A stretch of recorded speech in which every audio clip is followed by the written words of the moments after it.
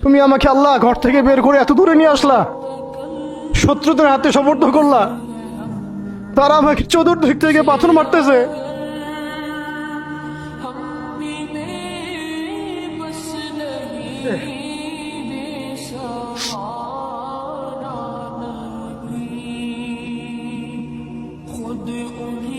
আম্মি লা করিবিন মাল্লাকতাহু আমরি।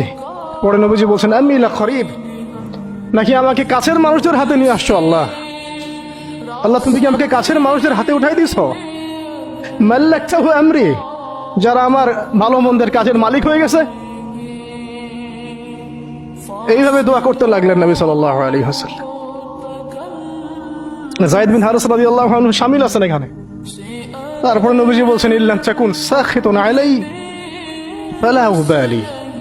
আল্লাহ, এত কিছুর পরে যদি তুমি আমার প্রতি অসন্তুষ্ট না হও, আমার কিছুই যায় আসে না।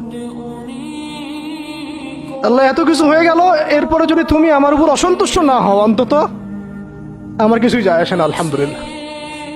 ইল্লাম তাকুন সাখিতুন আলাই ফালা উবালি। তুমি যদি আমার উপর আল্লাহ অসন্তুষ্ট না হও, তোমার কাছে আমি ঠিক থাকতে পারি, তোমার কাছে আমার অবস্থান ঠিক থাকে আল্লাহ, ফালা উবালি, আমি এসবের কোনো কিছুর পরোয়া করি না। কিভাবে বুঝবেন এই ভাষা শব্দগুলো?